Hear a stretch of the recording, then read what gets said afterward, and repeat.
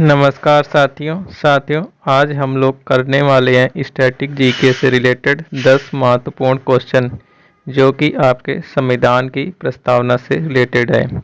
इसका साथियों पार्ट 2 है जो कि हम फर्स्ट पार्ट अपलोड कर चुके हैं। अगर आप लोगों ने वो पार्ट नहीं देखना और देखना चाहते हैं तो आप लोग देख सकते हैं, जो कि आपकी सभी एग्ज़ाम्स के लिए इम्पॉर्टेंट है, चाहे वो यूपीपी का एग्ज़ाम हो, उत्तर प्रदेश पुलिस का, एसएससी जीडी का, रेलवे का, या फिर यूपी ट्रिपल एससी का, या फिर सीजीएल का। चलिए साथियों बिना देर के हुए शुरू करते हैं। Question number first. Question number साथियों फर्स्ट है, संविधान की प्रस्तावना में समाजवादी और धर्मनिरपेक्ष शब्द कब जोड़े गए? फर्स्ट ऑप्शन है 1947, 1950, 1976 या 1985।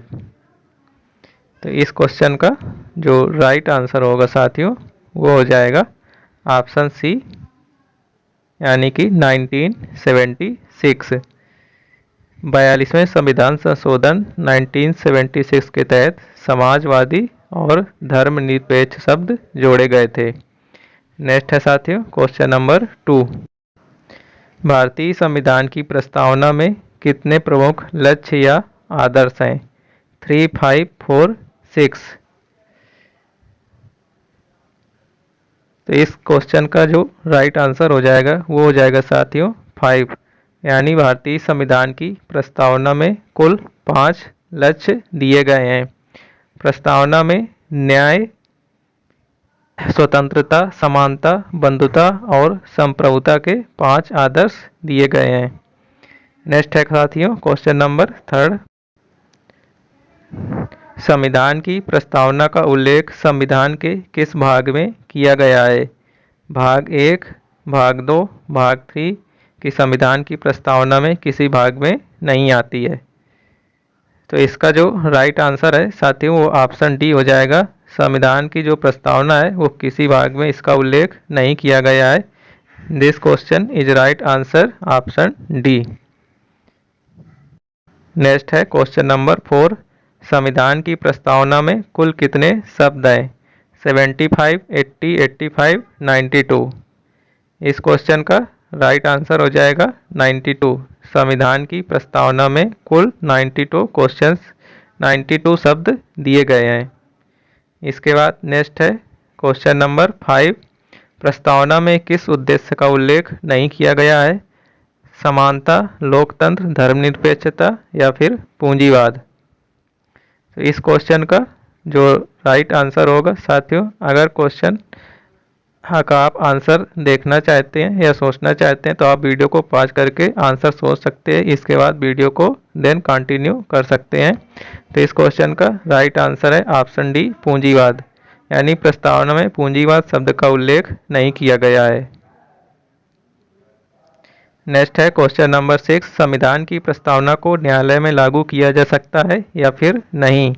फर्स्ट ऑप्शन है हाँ, नहीं, केवल कुछ मामलों में, या संसद के निर्णय पर निर्भर करता है।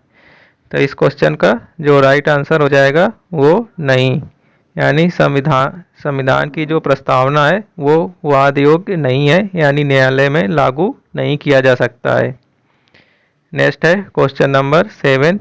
प्रस्तावना में शामिल न्याय कितने प्रकार के बताए गए हैं? फर्स्ट ऑप्शन है 1, 2, 3 और 4।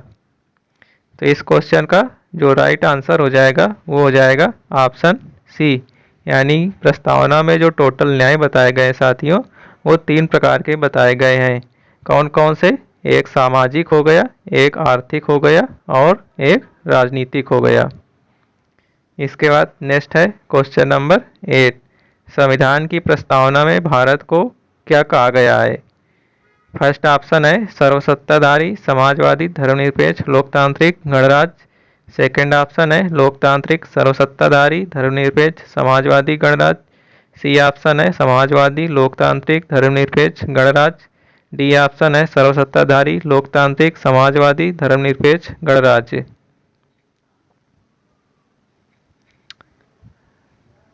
आई थिंक साथियों आपने क्वेश्चन को पढ़ लिया होगा और सोच लिया होगा आंसर। तो इस क्वेश्चन का राइट आंसर है साथियों ऑप्शन ए, यानी संविधान की प्रस्तावना में भारत को कहा गया है सर्वसत्ताधारी, समाजवादी, धर्मनिरपेक्ष और लोकतांत्रिक गणराज्य। तो इस क्वेश्चन का जो राइट आंसर है ऑप्शन ए इज करेक्ट। इसके बाद नेक्स्ट है क्वेश्चन नंबर 9। भारत एक धर्मनिरपेक्ष राज्य है, इसका मतलब है, धर्मनिरपेक्ष का मतलब आपको बताना है कि इन ऑप्शन में क्या राइट होगा। ऑप्शन फर्स्ट है अल्पसंख्यक समुदाय के धर्म का समर्थन करता है। ऑप्शन बी है धर्म विरोधी नागरिकों का समर्थन करता है। ऑप्शन सी है किसी निश्चित धर्म का समर्थन नहीं करता है। ऑप्शन डी है बहुसंख्यक समुदाय के धर्म का समर्थन करता है।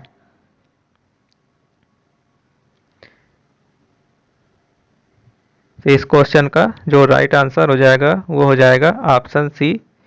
साथियों, भारत एक धर्मनिरपेक्ष राज्य है, इसका मतलब है भारत किसी निश्चित धर्म का समर्थन नहीं करता, यानी option C is correct answer. बाद नेक्स्ट और लास्ट क्वेश्चन है क्वेश्चन नंबर 10। प्रस्तावना का वह प्रावधान जो सभी वयस्क नागरिकों को मतदान का अधिकार प्रदान करता है क्या कहलाता है? गणतंत्र, प्रजातंत्र, समाजवाद या फिर पंथ निरपेक्ष?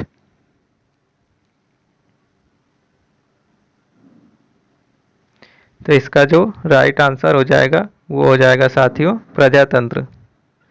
यानी प्रस्तावना का वह प्रावधान जो सभी वयस्क नागरिकों को मतदान का अधिकार, यानी सभी प्रजा को मतदान का अधिकार दिया जाता है, उसे बोलते हैं प्रजा का तंत्र, यानी प्रजा राजा चुनती है। तो इस क्वेश्चन का जो राइट आंसर है वो हो जाएगा ऑप्शन बी प्रजातंत्र। तो ये थे साथियों महत्वपूर्ण क्वेश्चन। चलिए फिर मिलते हैं किसी नए वीडियो के साथ, नई जानकारी के साथ। तब तक के लिए साथियों जय हिंद, जय भारत।